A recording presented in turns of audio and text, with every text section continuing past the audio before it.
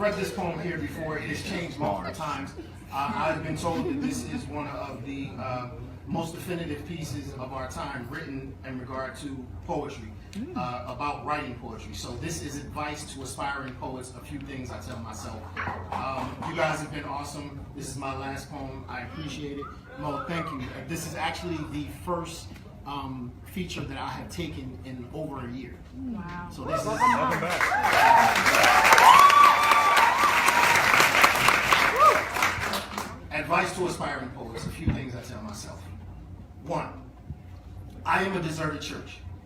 A residue of praise echoes through the aisle of my throat. There is always a need to give, a desire to be empty, yet somehow full of spirit. I'm not claiming to be righteous, I'm trying to be right. So don't bathe me in worship or shower me with praise. I'm only here to deliver a message. However, my name may become more important than the poems.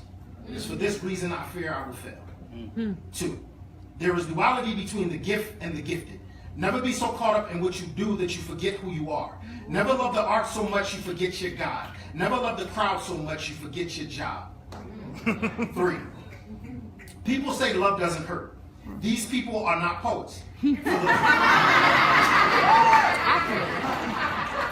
people are not poets. Clearly. For the love of a poet is taking a bullet meant for someone else, then apologizing to the gunman for bleeding too much. Our hearts are envelopes of classified letters we open and read to a room full of strangers. Our headaches are suicide notes on the desktops of average men. The pen was never meant for the faint of heart. 4, poetry is among the greatest gifts a man can offer a society. But the gift of being a poet is among the worst God can give to a man. Poets live with the horror of having to tell their stories while at the same time having the honor of telling yours. Yes. 5, when it comes to relationships, you will need to understand that you are a buried treasure on a map few people can read. So to every other person, you will only be an X.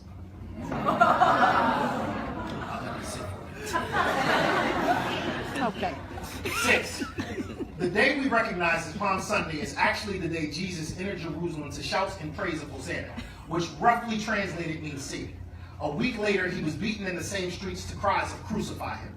I know somewhere there are 3 nails in a tree waiting for me. Woo! Never mistake their applause for acceptance. Take them at face value, return them, but never mistake them for welcomes. And when they say they love you, know that it is in that moment. For they will crown you king only to crucify you when they find out you are just as human as they are. And when they tag you Savior, know the intersecting lines between the scope of a sniper's rifle is the only cross they are willing to put you on. 7, there are mornings I stand in front of the mirror, afraid I am left in the forest of my imagination with no way to make it back. I know there will come a day when the stage will become a grave. My hands will become golf balls. Fingers won't fold around pens so easily. I'll only have a few words left to share. My stories, less fiction and more faith. The metaphors all start to sound distant. I will have shared all the adventures of how I fought in the military, raised a bunch of children, made love to a house of candy, until all I have left are love poems. But when you love poems, you realize all you have ever written were love poems. 8, don't write the poem. Rather, write the pain.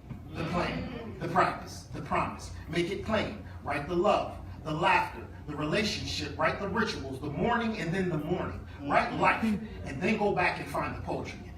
Yeah. 9, there are people that claim they follow me everywhere that don't even know I'm on Twitter. Sometimes you have to walk through the fire alone. Understand it's just you and a microphone on an elevated platform most nights, guiding the masses through an elaborate maze. If everybody could go, they call it a sidewalk, not a stage. 10, it is not the man in the mirror that needs to be convinced of his greatness, but the one walking away from it. Maybe it's here you realize you are more soldier than mailman, more dust and mist, shadow and myth, mourning and memory than God planned you to be. Maybe he spoke the world into existence in 6 days, but you have the ability to change it in 1. Maybe you should stop looking for a revolution and become one.